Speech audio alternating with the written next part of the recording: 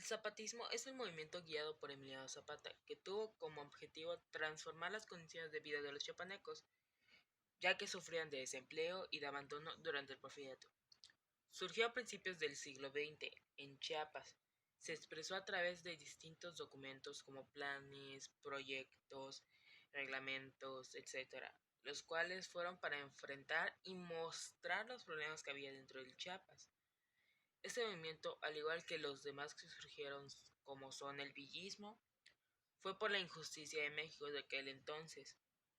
También uno de los aportes más conocidos del zapatismo o de los zapatistas es el Plan de Ayala, el cual consistió en la restitución de terrenos, montes y aguas a los campesinos y a las comunidades indígenas del estado de Puebla. Realmente durante la revolución no existía una sola lucha, sino esta consistió en el conjunto de varias etapas que conformaron este proceso.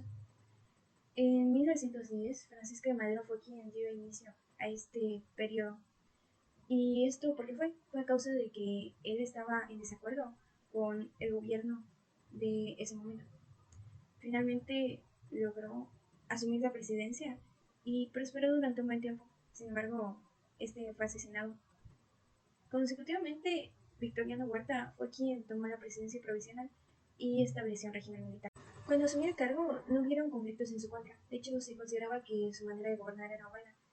Pero con el paso del tiempo, se fueron creando algunas problemáticas.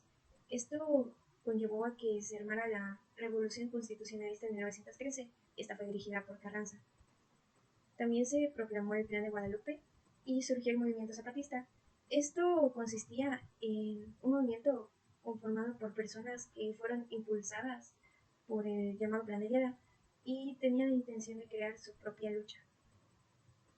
También en 1914, Victoriano Huerta logró alcanzar un alto nivel en cuanto a su resistencia debido a que, a base de promesas que eran bastante oportunas, logró obtener bastante apoyo y también llegó a alcanzar varias influencias. En su momento no fue posible obtener la completa victoria debido a las mismas influencias que Villa había logrado obtener. En 1915 los villistas y zapatistas tuvieron su decadencia. Asimismo, hubo una constante batalla entre los villistas y los constitucionalistas. De la misma forma, los zapatistas se fueron relacionando directamente en esta lucha debido a que el fortalecimiento de los constitucionalistas provocó que ellos buscaran tener su propia batalla. Esto lo hacían por medio de actos violentos. Todo esto continuó en una batalla sin un vencedor definido, hasta que en 1917 se promulgó la nueva constitución dándole fin a este proceso. ¿Cuál es la relación del zapatismo con las etapas de la revolución? Como ya mencionó mi compañera, el zapatismo se ve involucrado directamente con la revolución en sus distintas etapas, empezando cuando en 1909 Pablo Escandón gana las elecciones para gobernar el estado de Morelos, a lo que Emiliano Zapata se rebela contra él, y durante ese mismo año la Junta de Vecinos de Anenecuilco lo nombra presidente de esta, y los habitantes ancianos le entregan los papeles que valían las tierras que a ellos les pertenecen, y Zapata les hace una promesa de la devolución de sus respectivas tierras a ellos. Cabe mencionar que todo este pensamiento y postura de Emiliano Zapata surge desde que era un niño, gracias a que desafortunadamente le tocó ver cómo a sus vecinos los despojaban de sus tierras, a lo que Emiliano rompió en llanto y le generó una duda hacia su padre. ¿Y por qué no las defiendes? Y la respuesta de su padre fue: ante los poderosos no se puede hacer nada. Y esta respuesta marcó a Zapata desde entonces. En 1910 forma un ejército. A este lo integraban hombres cercanos a él, y recibieron el nombre de el Ejército Liberador del Sur, los zapatistas. Y como ya mencionamos, su objetivo era luchar por la devolución de las tierras a sus antiguos dueños. Esto fue durante la etapa de la Revolución Constitucionalista dirigida por Carranza.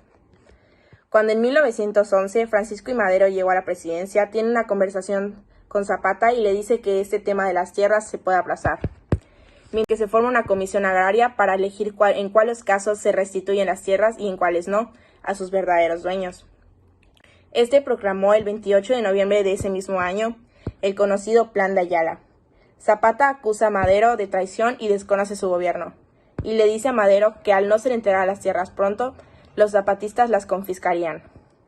En 1915, Zapata y Francisco Villa hacen alianza para combatir a los constitucionalistas, que es conocido como el Pacto de Xochimilco. En 1919, Zapata es asesinado por un militar. El fallecimiento de Emiliano Zapata tuvo lugar gracias a que una supuesta invitación a almorzar del general Guajardo, por instrucciones de Carranza, ya que le ofreció una cantidad alta de dinero, pero toda esta invitación la hicieron Guajardo junto con el general Pablo González, fingiendo estar de su lado, y cuando Emiliano llegó al campamento le dispararon a él y a su tropa de valientes por la espalda, traicionándolo. Sin embargo, a todo esto, los zapatistas no dejan de luchar, sino al contrario. Un personaje importante del movimiento zapatista fue Felipe Carrillo Puerto. Fue un yucateco que fue coronel de caballería en el ejército zapatista y gobernador socialista de nuestro estado. En junio de 1916, Salvador Alvarado, junto con Felipe Carrillo Puerto, crearon el Partido Socialista Obrero. Inicialmente estos dos personajes fueron aliados, pero después se fueron presentando diferencias referentes a la naturaleza del partido y a los cambios que debían realizarse en el sureste mexicano.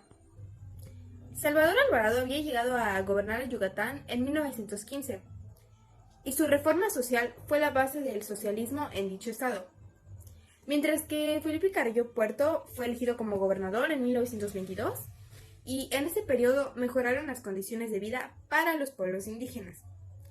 Ambos gobernadores contribuyeron a la evolución social para Yucatán. Por ejemplo, Salvador Alvarado fundó, junto con otras cosas, las escuelas de agricultura, de artes y oficios, de bellas artes y la de libre derecho estatal. Dictó una ley de repartición de tierras y de protección para los obreros. A su vez, Felipe Carrillo Puerto otorgó derechos políticos para la mujer, para que éstas pudieran votar y ser votadas, y también estableció la anulación de funcionarios de elección popular, siempre y cuando fuera solicitado por el pueblo.